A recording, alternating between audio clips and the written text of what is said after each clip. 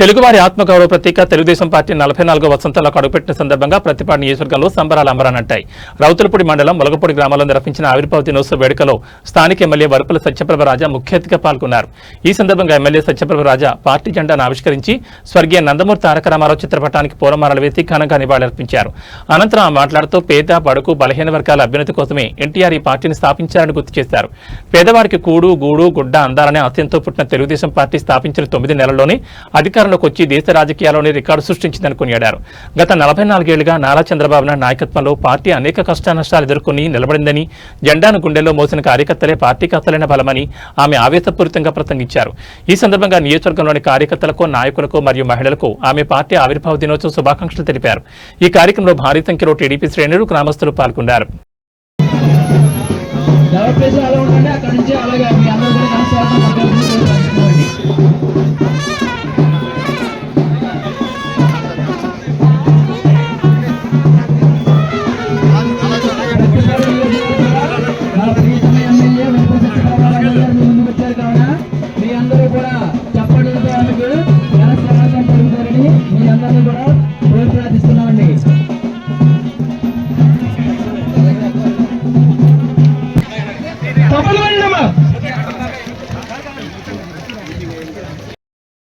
మేడంలో చూడండి.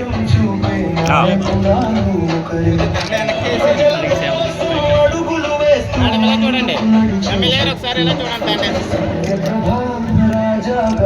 సత్యప్రభా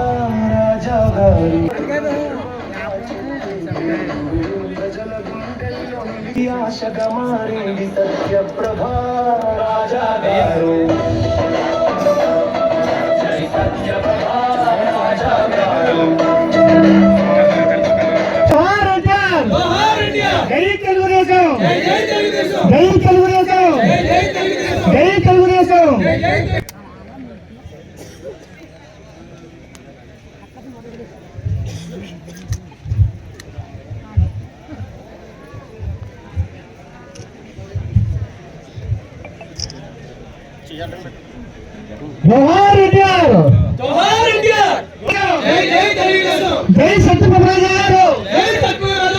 జై సత్యప్రభ రాజా గారు, జై సత్యప్రభ రాజా గారు, జై తెలుగుదేశం, జై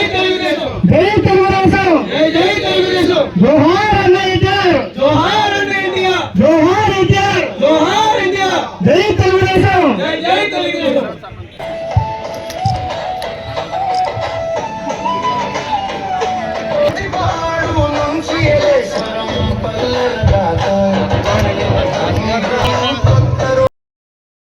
తెలుగుదేశం పార్టీ మనం దీన్ని చూసుకుంటే ఈ రైతన్నకి అండగా నాగలి, పేదవాడికి పక్కాగా ఇల్లు అనేదంతో ఒక గుడిసెని, అదేవిధంగా శుభానికి ప్రతీకగా పసుపు రంగుని, వీటిలన్నిటిని మిళితం చేసి ఆ రోజు ఆ జెండాని కూడా రూపొందించడం జరిగింది. తెలుగువాడి గౌరవాన్ని ప్రపంచానికి చాటి చెప్పడమే కాకుండా సంక్షేమం అనే పథకాన్ని కూడా, సంక్షేమాన్ని కూడా ప్రపంచంలో మొట్టమొదటిగా మన దేశంలో తీసుకొచ్చింది ఈ తెలుగుదేశం పార్టీ. ₹2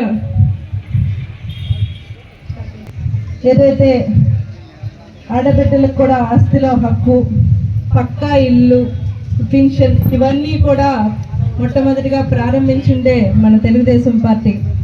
ఆ రోజు తారక రామారావు గారు ఏ ఉద్దేశంతో అయితే దాన్ని ముందుకు తీసుకెళ్లి అనేక సంక్షేమ పథకాలతో ముందుకు తీసుకొచ్చినప్పుడు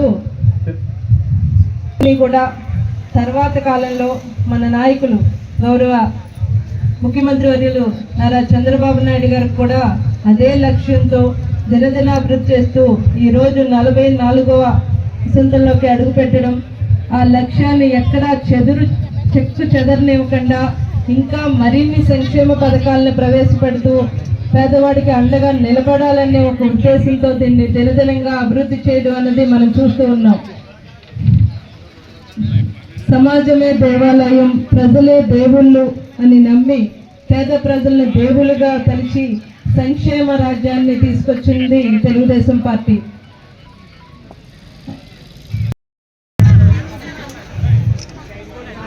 తెలుగువారి ఆత్మగౌరవాన్ని ప్రపంచానికి చాటి చెప్పిన స్వర్గీయ చేసి నందమూరి తారక రామారావు గారు ఏర్పాటు చేసిన తెలుగుదేశం పార్టీ ఈరోజు 44 వసంతాలు పూర్తి చేసుకున్న సందర్భంగా అందరికీ కూడా తెలుగుదేశం నాయకులకు కార్యకర్తలకు అందరికీ ముందుగా శుభాకాంక్షలు తెలియజేస్తున్నాను.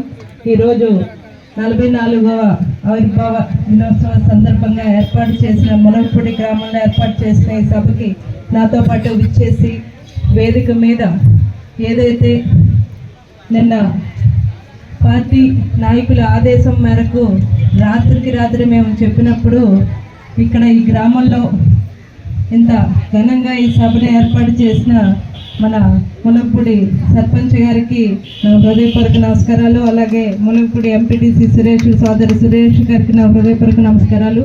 నాతో పాటు ఈ కార్యక్రమానికి ఇచ్చేసి వేదిక మీద ఉన్న సోదరి మన రౌతులపూడి మండల పరిషత్ అధ్యక్షులు సోదరి గంటిపల్లి రాజలక్ష్మీదేవి గారికి, అదేవిధంగా వేదిక మీద ఉన్న రౌతులపూడి నుంచే కాకుండా ప్రతిపాడు నియోజకవర్గం నుంచి వచ్చిన తెలుగుదేశం నాయకులకు కార్యకర్తలకు అందరికీ కూడా నా ఆలస్యమైనా కూడా ఇంత ఎండలో నా గురించి వేచి ఉండి నేను ఏం మాట్లాడతానని ఆశగా ఎదురు చూస్తున్న ఈ మునగపూడి గ్రామంలో ఎప్పుడు ఏ కార్యక్రమం చేసినా కూడా అత్యద్భుతంగా నాకు ఘనమైన స్వాగతం పలికి ఆ కార్యక్రమాన్ని ఇంత విజయవంతం చేసి మన సర్పంచ్ సత్యబాబు గారు వెనకాల నిలబడిన మునగపూడి నుంచి వచ్చిన గ్రామం నుంచి వచ్చిన సోదరిమణులకు, అమ్మలకు, అక్క చెల్లెలకు, పెద్దలకు, అదేవిధంగా నియోజకవర్గం నుంచి వచ్చిన నాయకులకు, కార్యకర్తలకు అందరికీ కూడా పేరు పేరున నా హృదయపూర్వక నమస్కారాలు తెలియజేసుకుంటున్నాను. మీడియా వారికి కూడా నా హృదయపూర్వక నమస్కారాలు.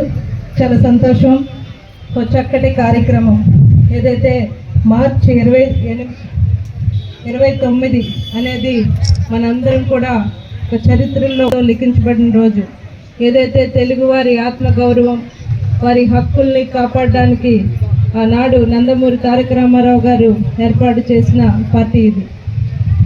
ఏ లక్ష్యంతో అయితే పేదవాడికి కూడు గుడ్డ గూడు అనే సిద్ధాంతంతో ఏర్పడిన పార్టీ ఇది. ఏ లక్ష్యాన్ని ఈ పేదవాడికి అండగా నిలబడాలి, మన తెలుగు వారిని, వారి గౌరవాన్ని, వారి హక్కుల్ని కాపాడాలనే ఉద్దేశంతో ఆనాడు